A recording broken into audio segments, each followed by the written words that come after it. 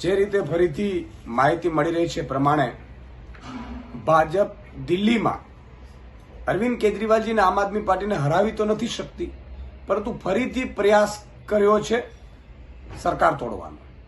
અને જે રીતે અત્યારે માહિતી મળી છે પ્રમાણે 7 જેટલા ધારાસભ્યોનો સંપર્ક કર્યો છે અને એમને એમ કહેવામાં આવ્યું છે કે અરવિંદજીને જેલમાં નાખી દેશું, પછી આ સરકાર આપણે પાડી દેશું. ખરેખર તો કેન્દ્ર સરકારની જવાબદારી છે કે લોકતંત્ર બચે, લોકશાહી બચે. ભ્રષ્ટાચારી હોય એની સામે પગલાં લેવાય અને ભ્રષ્ટાચારી ન હોય એને ખોટી રીતે પુરાય નહીં. આ કેન્દ્ર સરકારની જવાબદારી છે.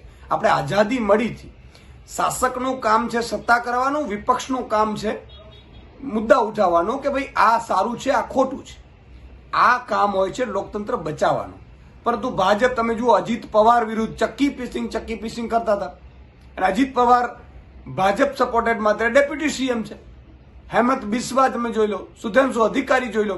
અને આ જ રીતે મનીષ સિસોદિયાજીને ઓફર કરી હતી ભાજપે. એમણે ખુદે કહ્યું હતું કે મને સીએમ બનાવવાની ઓફર કરી, તમને નહીં તો પછી જેલમાં જવું પડશે. એમણે ન સ્વીકારી.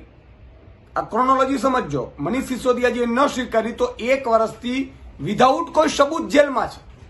ઈડીને ફૂલ પાવર છે, ટ્રાયલ ઉપર ટ્રાયલ ચલાવતી જાય છે, કોઈ સબૂત તો મળ્યા નથી.